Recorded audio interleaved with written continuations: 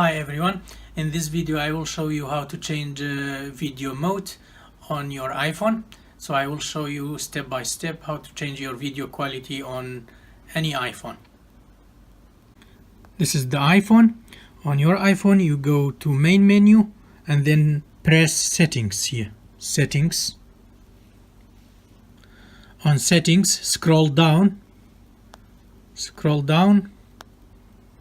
to find camera.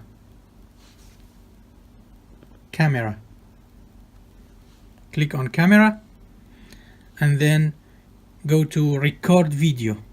Here record video. This is already on HD at 30 fps frames per second, so we can change to many modes. So we got here full HD at 30 fps, full HD at 60, 4K at 24, depends on your iPhone, 4K at 30 fps, 4K maximum at 60 frames per second. So I will recommend to change it to full HD at 60 fps, full HD at 60 frames per second.